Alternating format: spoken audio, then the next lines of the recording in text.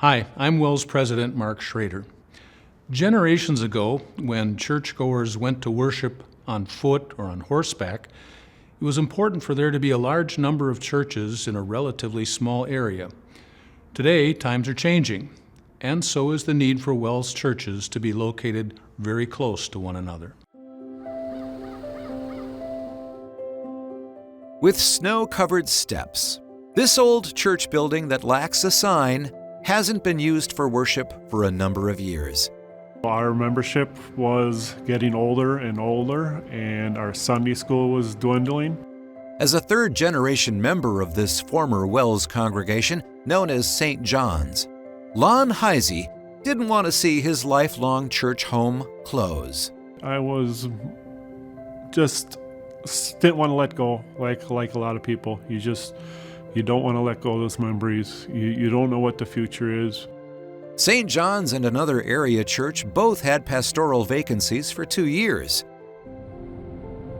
The pastor of a third nearby WELS church served either as the pastor or vacancy pastor for all 3 churches during that time. He said to them, "It is one of the 12, one who is dipping with me in the dish." We approached them about merging, started that process.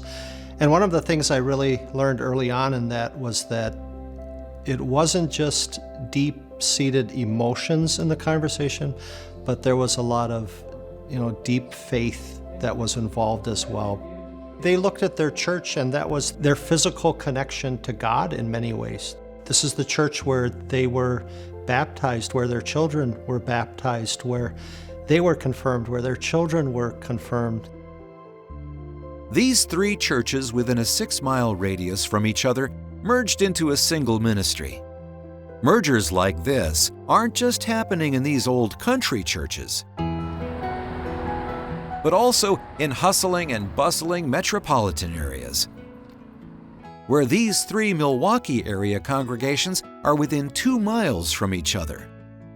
We just found that although there was a level of cooperation already, there was a little bit of competition too. And from a ministry standpoint, how can we be most efficient in our area to deliver the gospel message to the people in the West Dallas area? And we determined that it would be better together as opposed to better separately to do that. Unified under a new name, Living Hope, their schools will also be merging into one. I think it gives us a lot more options. Some people always have like a little bit of a negative connotation with like a small WELS school. Like you can't offer as much because it's smaller. Now we're going to a single grade per class.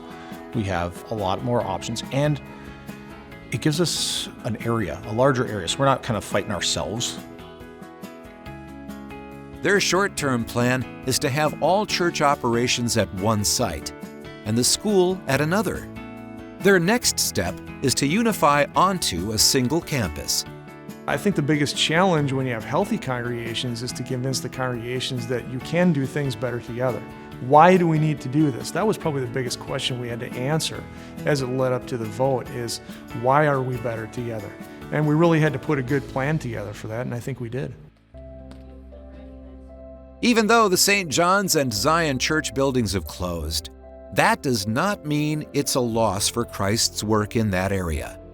In fact, the merger is allowing more gospel ministry to happen.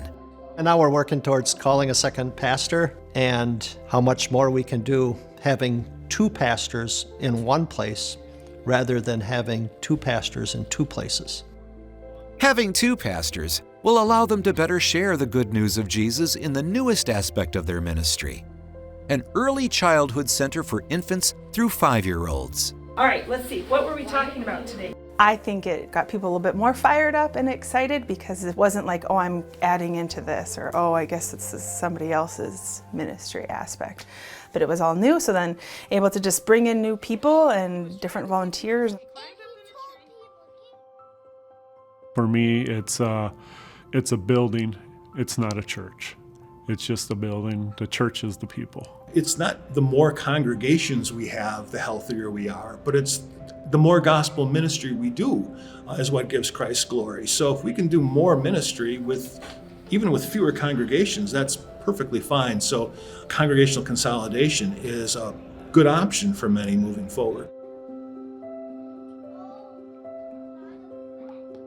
We're thankful that God allows us to play a role in His gospel-sharing efforts.